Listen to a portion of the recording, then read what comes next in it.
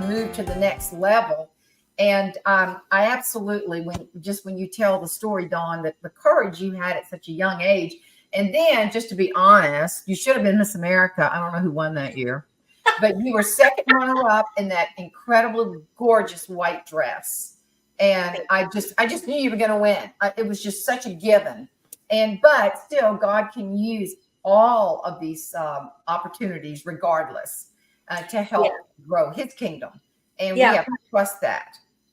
Well, and thank you for saying that. But you know what? I wasn't meant to be Miss America, and I am so absolutely certain I've walked the path that the Lord had for me to walk. And I knew when I was a junior in high school that He had called me to commit my life to ministry. And I don't know what that path would have looked like if I were Miss America, but you know what? I'm so grateful for where He has allowed me to walk in the places and I believe every single place, every big appointment, every tiny, tiny church, they are divine appointments.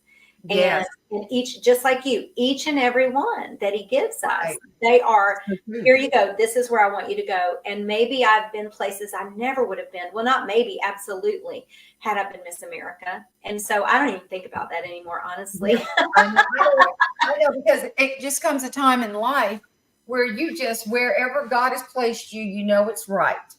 You know, just last week, I had the privilege of being in this precious little nursing home here in town. And the lady that runs the activities had reached out and she said, would you come? We would love to do a Mother's Day for our residents and their daughters.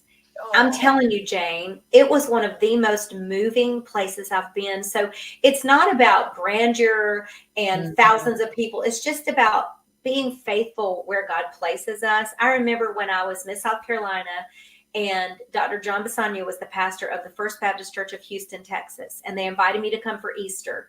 And they had it at the Omni in Houston. And I'm this little girl who's grown up in a little country Baptist church in South Carolina.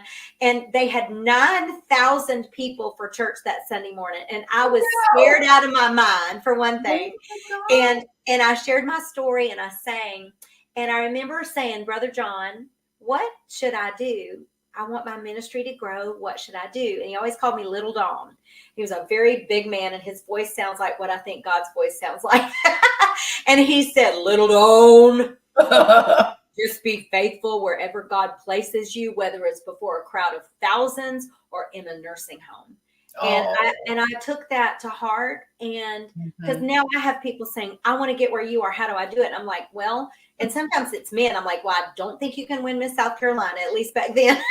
And, you know, and I'm like, and I just say, you've just got to be faithful to serve where God gives you opportunity. And sometimes it's been those places.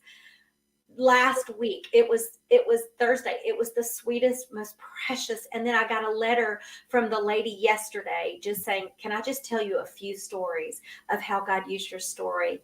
And those, and I, you know, and that's when you just go, wow, wherever I've been, it's exactly where He's placed us. And we can just rest in that. And even if we're not authors and Christian speakers and former Miss South Carolinas and humorists and best-selling authors like you are, but if we are in the workforce or we're stay-at-home moms or we're businessmen, wherever we are people of influence. And that's where God has placed us to live out our lives, share the story He's writing. And that's how we make a difference. And I just think it's the body of Christ and it's kingdom work every single one of us are doing. You know, I went into that